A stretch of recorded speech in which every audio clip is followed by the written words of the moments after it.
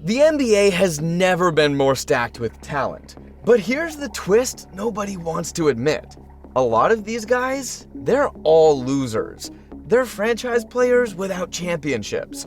Call them unlucky, call them cursed, or just call them what they really are. The most talented losers in NBA history. And by the end of this video, you'll be asking the same thing we are. How is this even possible? Damian Lillard stayed loyal, and it cost him. In Portland, he gave them everything, but the help never came, and he stayed anyway. He said he wasn't chasing rings, and the league moved on without him. When he finally asked out, he landed in Milwaukee. It was one of the best rosters he's ever had, but the Bucks suffered 2 straight first-round exits to Indiana. The latter came complete with an Achilles tear. Now Dame is 34 years old, recovering and running out of chances.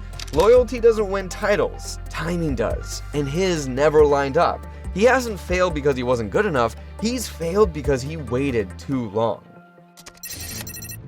Donovan Mitchell can score with anyone. He dropped 57 in a playoff game and 71 in the regular season. But it's never amounted to anything more than second round of the playoffs. This was the case in Utah, and although Cleveland has been extremely successful in the playoffs, nothing's changed. In 2023, he was outplayed by Jalen Brunson. In 2024, he ran into Boston and disappeared. In 2025, the Pacers sent Cleveland home without much of a fight. It was a series in which Mitchell looked like a passenger at times. He isn't a poor playoff performer, but when the lights are brightest, he hasn't proven he's capable of being the guy.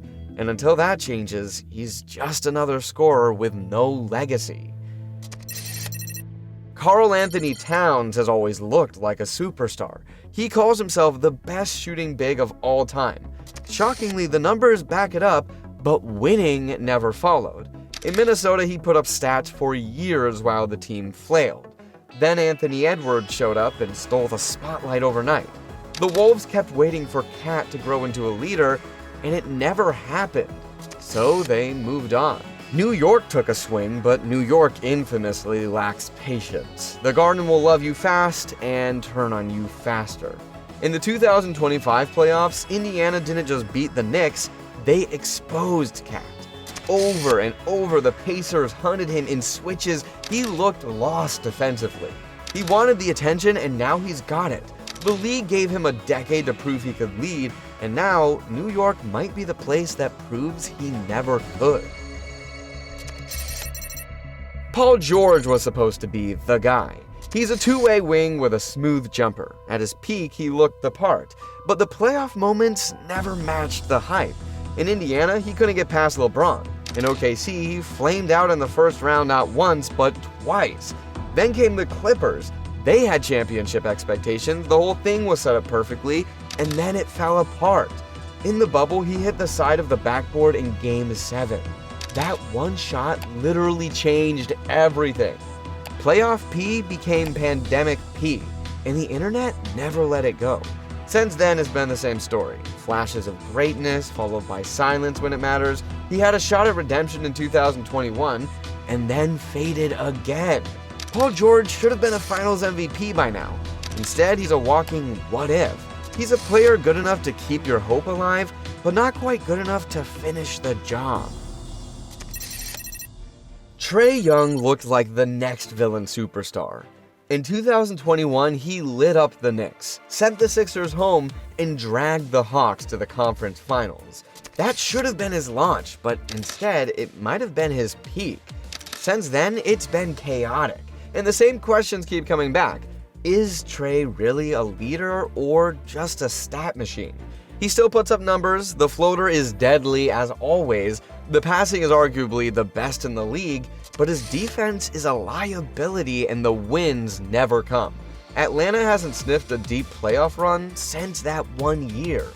The league has moved on to Shea, Jalen Brunson, and guards who lead. Trae's highlights are still flashy, but the impact feels empty. If he doesn't figure out how to win, he'll go down as another player who had the game, but never the moment. Joel Embiid is dominant. He is a 2-time scoring champ, the reigning MVP. On paper, he's everything you want in a franchise player, but the playoffs tell a different story. Every year, it's the same pattern. Huge regular season, then a second-round collapse. In 2023, he averaged 33 a game and won MVP, then scored 15 points in Game 7 against Boston. Injuries and conditioning have been part of it, sure, but excuses only go so far. At some point, the results matter more than the context. Jokic and Giannis have titles, so why hasn't Embiid even made a conference finals? He has all the tools, but if he can't stay healthy and deliver when it matters, he won't be remembered for his stats. He'll be remembered as the guy who couldn't get out of the second round. James Harden changed the game. Step backs, free throws, 40-point triple-doubles, he made it all look easy. But in the playoffs, it never added up. In Houston, he had the keys and nothing to show for it. The Rockets went on to miss 27 straight threes in Game 7 against the Warriors. They came up short against a Spurs team without Kawhi. Then came Brooklyn with Kyrie and KD, another second-round exit.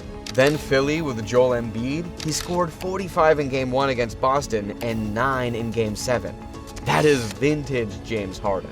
He's had elite teammates and so many chances. Now he's older, still crafty, but the window's almost shut. He'll go down as one of the greatest offensive guards ever, but not as a winner.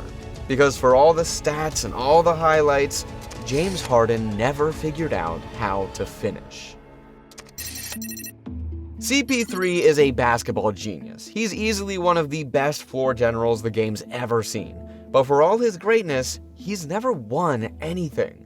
In 2018, the Rockets were one win away from the finals. Then he pulled his hamstring, which sidelined him for the rest of the season. In 2021, he helped get the Suns to a 2-0 lead in the finals, then collapsed in 4 straight. Over and over, it's the same story. Injuries, bad timing, and a lot of missed chances. And now, he's 39, nearing the end of his career. He is still smart enough to help a contender, but there isn't enough gas in the tank to carry one. CP3 will be remembered as a legend, but he'll also be remembered as the best point guard to never win anything meaningful.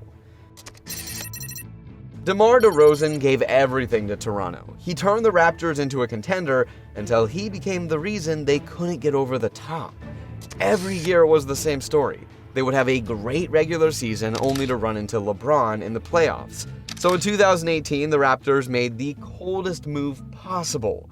They traded their franchise star for Kawhi Leonard. 1 year later, they were NBA champions. That trade ended the debate. DeMar DeRozan was good, just not good enough to win you a title. Since then, he's been the same player, mid-range assassin, professional scorer, but in the playoffs, the results don't change.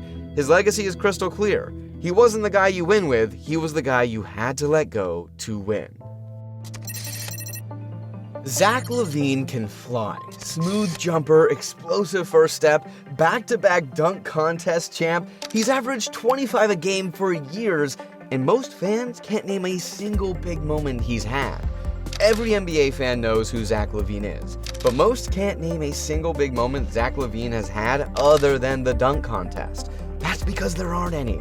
He has spent a decade putting up numbers that have led to absolutely nothing. He has no deep playoff runs, no major awards, and hasn't had a meaningful impact on a contender. In Minnesota, he was a project. In Chicago, he became a scorer, but never a leader. The Bulls gave him a max contract, but nothing changed. Now he's in Sacramento, traded away after years of empty stats and stalled progress. Some fans think it's a fresh start, but is it? The talent is real, and so is the work ethic, but his game has never translated into wins. He's been called underrated for so long that we stopped asking why he hasn't done more. Now he's 29 and stuck in trade rumors every offseason. Zach LaVine should have been a star that mattered. Instead, he became a player you only really remember from the dunk contest. This is the deepest the NBA has ever been. Every team has stars. Every night has highlights. Every year, 10 guys put up MVP caliber seasons and most of them lose. So maybe it's not just about the players. Maybe it's the era. In the 2000s, if you had one star, you could make noise. In the 2010s, 2 stars usually meant a trip to the finals. Now, 2 All-Stars might get you to the second round if your bench shows up. Today's league is built on spacing, pace, and versatility, but it's also built on depth. Coaches scheme everything. Front offices hunt mismatches, analysts break down every possession. The margin for error is razor thin, and sometimes elite players just don't have enough help or enough time to figure it out. Booker, Embiid, PG, Trey, they're not frauds, they're not soft, they're just stuck in a league where being great isn't enough anymore. You need role players who can hit big shots. You need continuity, you need luck, and most of all, you need timing. Because one injury, one cold streak, one brutal matchup can erase an entire season. The super team era may be dying, but parity has made life harder for stars. There's no shortcuts, you can't coast, you can't out-talent the field, you have to be perfect and healthy at the exact right moment. Jason Tatum has made multiple deep playoff runs and still gets called overrated. Jimmy Butler turns into a god in May and we still question his ceiling. That's the irony. This might be the most talented era in league history, but it's also the most brutal. History is a brutal storyteller. It forgets the details. It doesn't care about injuries, locker room drama, or missed trades. It only remembers the banners and who didn't hang one. So what will it say about these guys? Will it remember Devin Booker's 70-point game? Or the time Luka walked him off his own court? Will it celebrate Chris Paul's leadership? Or label him the greatest runner-up? Will we look back on this era and see legends or losers? Every player on this list has done something historic. They've all had moments that made us believe, but in the end, they all fall into the same category. Close, but not quite.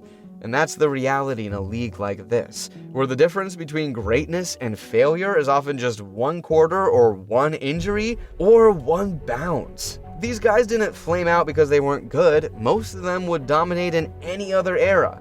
But this one, it's unforgiving, and it moves fast. By next year, someone else will rise, and if you haven't won by then, you're yesterday's news. That's the part no one tells you about chasing a ring. The longer it takes, the harder it gets. The window doesn't just close, it slams shut. It's not about who's talented, it's about who breaks through.